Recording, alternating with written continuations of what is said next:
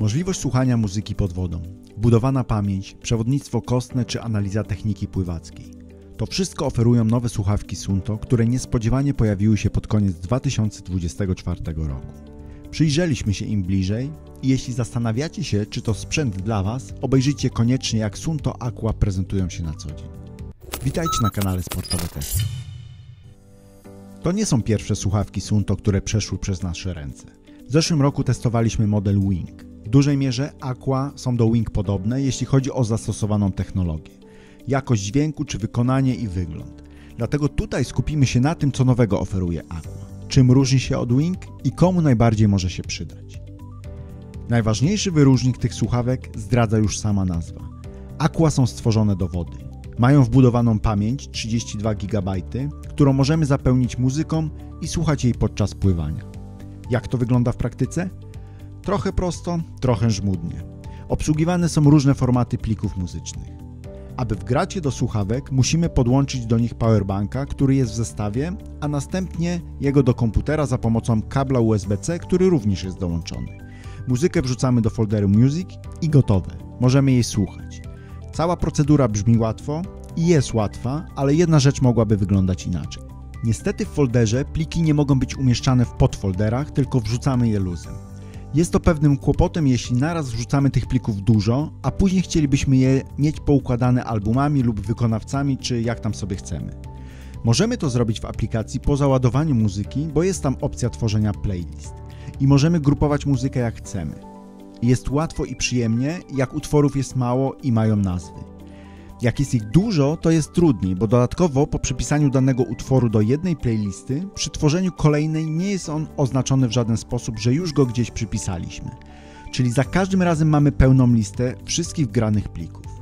Gdyby była możliwość wrzucenia muzyki od razu w folderach, które automatycznie grupowałyby je w playlistę, to byłoby dużo prościej i eliminowałoby to konieczność późniejszego, żmudnego ich porządkowania. Ok, muzykę mamy wgraną i co dalej? Możemy ją odtworzyć przechodząc w tryb muzyki offline albo w aplikacji Suunto, albo kombinacją przycisków na samych słuchawkach. Dodatkowo przyciskiem możemy przechodzić pomiędzy playlistami i utworami. No właśnie, zatrzymajmy się chwilę przy obsłudze słuchawek. Możemy nimi sterować z ich poziomu za pomocą przycisków lub przez aplikację. Pierwszy sposób jest dosyć wygodny, ale wymaga wprawy. Na słuchawkach mamy do dyspozycji 3 przyciski i możemy za ich pomocą korzystać ze wszystkich funkcji. A że jest ich dużo, to powoduje, że zanim nauczymy się wszystkich konfiguracji i przestaniemy się mylić, to minie trochę czasu. Podam jeden przykład. Idziemy na basen i chcemy na nim skorzystać ze wszystkich funkcji, jakie oferują słuchawki. To powinniśmy włączyć słuchawki, przytrzymujemy przycisk włączenia przez 3 sekundy. Przełączyć na tryb słuchania muzyki offline, naciskamy przycisk wstecz i trzymamy przez 3 sekundy. Wybieramy playlistę, którą chcemy posłuchać. Jest to możliwe do skonfigurowania w przycisku funkcyjnym, którego funkcję możemy programować samodzielnie w aplikacji. U mnie to wciśnięcie 3 razy tego przycisku. Następnie włączamy tryb śledzenia pływania, naciskamy i przytrzymujemy jednocześnie przycisk wstecz i zasilania. Przyznajcie, że jest tego trochę do spamiętania. Na pewno kiedy nie jesteśmy na basenie, to warto konfigurować sobie działanie słuchawek w aplikacji Suunto, bo jest i szybciej, i trudniej się pomylić. Widzimy kilka możliwości uproszczenia korzystania z niektórych funkcji, żeby użytkownik nie miał ich aż tyle. Na przykład tryb dźwięku, gdzie mamy do wyboru 3 opcje. Normalny, teren i pod wodą. Mamy informację, że tryb pływania nie nadaje się do słuchania przez Bluetooth, a jednocześnie można go w tym trybie włączyć. Powinien być automatycznie blokowany, kiedy słuchamy muzyki w ten sposób. Na szczęście uruchamia się automatycznie, jak uruchamiamy tryb sportowy w słuchawkach na pływanie, ale jak tego nie zrobimy, musimy pamiętać, żeby oddzielnie go włączyć przed wejściem do wody. Jak już nauczymy się całej konfiguracji, robi się coraz lepiej, bo na basenie słuchawki oferują dużo więcej niż tylko możliwość słuchania muzyki pod wodą. Ale zatrzymajmy się jeszcze na chwilę nad jakością dźwięku podczas pływania, bo to może być kluczowy element decydujący o zakupie. Podczas gdy na lądzie jakość odtwarzanej muzyki nie powala, ale do uprawiania sportu uważam jest wystarczająca, to po zanurzeniu się dźwięk nabiera głębi, basu i mocno uprzyjemnia trening. Działa najlepiej, kiedy mamy głowę cały czas pod wodą, płynąc na plecach lub kraulem, gdzie wynurzamy w jednym czasie tylko jedno ucho. bo płynąc na przykład żabką, przejście z dźwięku pod wodą do dźwięku nad taflą powoduje sporą różnicę w barwie i basie. Robiąc takie wynurzenia po każdym ruchu, ta zmiana barwy może być na dłuższą metę męcząca. Ale w innych konfiguracjach jest super. Muzykę słychać bardzo dobrze, szum wody jej nie zakłóca, naprawdę doznania są bardzo przyjemne.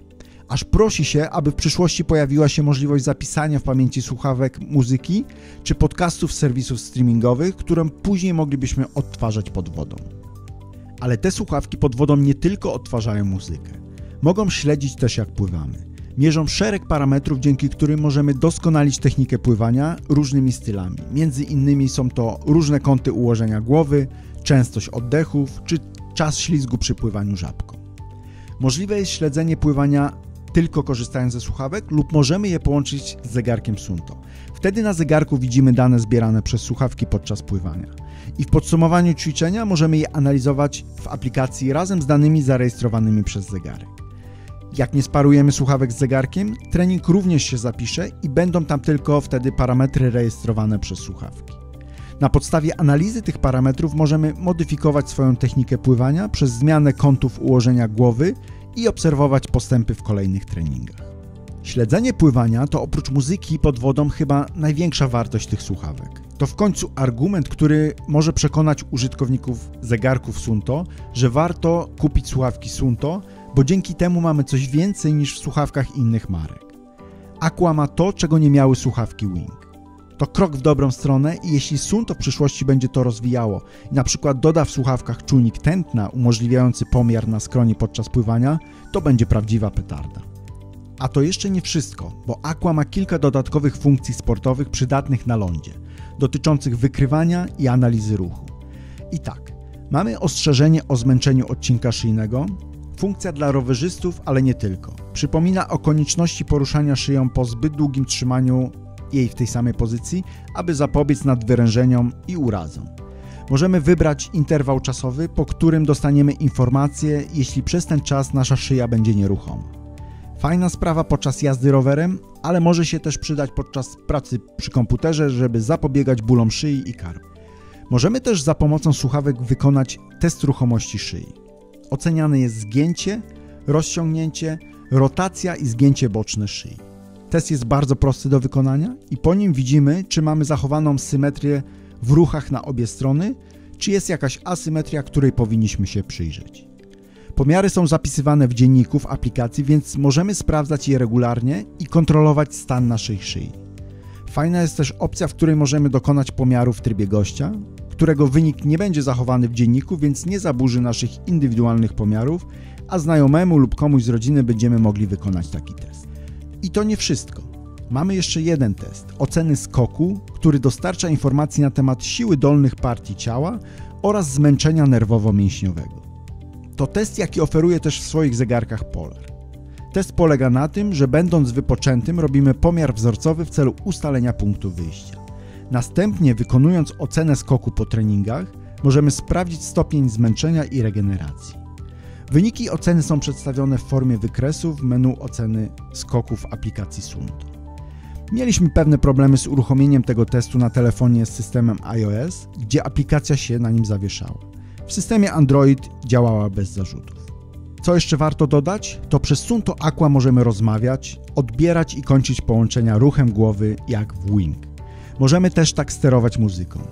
Mamy powerbanka, który jest innego kształtu niż w Wing, ale również doładuje nam słuchawki, co znacznie zwiększa wygodę korzystania z nich podczas wyjazdów, gdzie nie musimy zbyt często szukać gniazdka. Podsumowując, Suunto Aqua to nie tylko słuchawki i to wielki plus. Nie służą jedynie do odtwarzania muzyki, bo takich na rynku jest niezliczona liczba, w milionach kształtów, kolorów i form. To urządzenie przydatne w sporcie, najbardziej w pływaniu, ale nie tylko. I to już nabiera więcej sensu, że jest na nich marka produkująca urządzenia sportowe. To sprzęt, który zaczął porozumiewać się z innymi sprzętami Suunto. Oczywiście przydatność parametrów, jakie mierzy, każdy będzie musiał sam sobie ocenić. Nie jest też wszystko idealnie. Obsługa niektórych funkcji mogłaby być nieco prostsza, komunikaty i polecenia głosowe są za ciche i nie słychać ich dobrze, kiedy gra muzyka, są też tylko w języku angielskim.